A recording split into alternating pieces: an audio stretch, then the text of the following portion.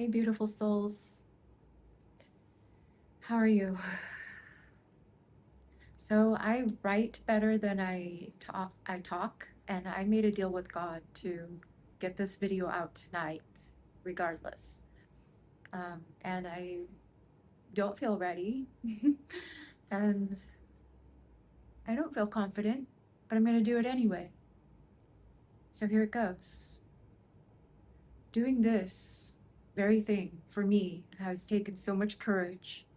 There was so much resistance in the way with this, more than anything else in my life. I'm a perfectionist. This will just not be perfect in my idea of perfect anyway. I just have to trust that it will come across exactly how it's supposed to. It's the information, I think, that's the most important. I'm an introvert as well. I keep to myself. I like to hide. I've been hiding most of my life. I have about 2 friends who I would share this information with, or but I'm being asked to share with you. God, whom I like to specifically distinguish as the one true creator in love and goodness, just so we're not confused. There's so many different gods and ideas of God.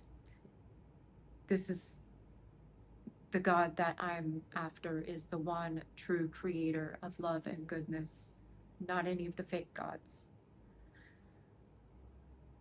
He has pushed me.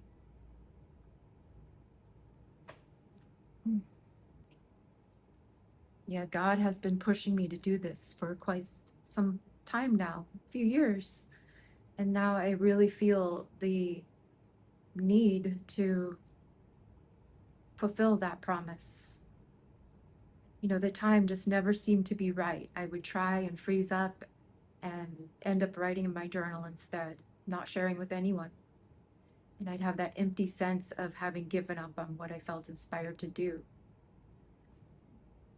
It's my higher self, that part of me underneath all the trauma and fear that has kept me quiet and small, wanting to come out, to break through.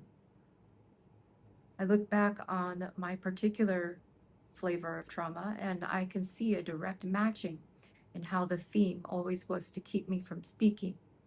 It was dark, trying to keep me from a purpose bigger than me. I know creators helping people through me, people through me right now. I think so many of us are being pushed to share our voice and share our stories. I can see that the term victim has been hijacked to keep people who have been through a lot small and quiet and unseen. We don't want to sound like a victim or be in victimhood. But honestly, the only way out of severe trauma is through it. And we do that by sharing our stories and sharing our voices and seeing our stories, hearing them. I know I've been ambivalent as well because I don't want to sound in any way blaming towards anyone as I speak, because I made a decision to forgive people, which is a process.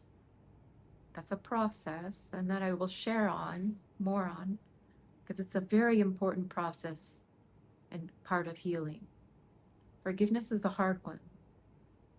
So anytime I speak of others, I'm not pointing fingers ever. I am just stating truth. I am not going to positively identify any of the perpetrators in my story for that very reason. I'm not here to blame. I'm here to uncover the truth.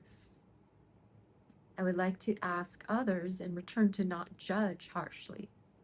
We all have things in life we are proud of, and we all have things in life that we feel ashamed of.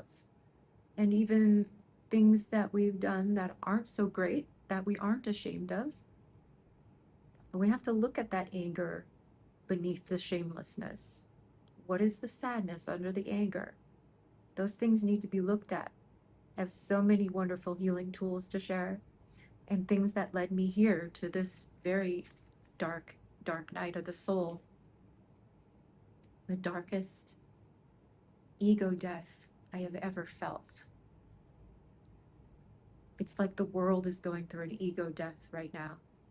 Some of the most horrendous realities are coming to light, which tells me more light is being shed upon this place. Just like the more healing work you do, the better equipped you are at actually bearing witness to your darkest night, your gnarliest dragon. There comes a time on an awakening journey where one just cannot go on being the same person they've been in the past. It just doesn't fit anymore. And with the world changing so fast, there's a really good chance that a whole lot of others are feeling the same feelings. This is a call to heal once and for all, excavate our higher selves, our true selves that exist without the weight.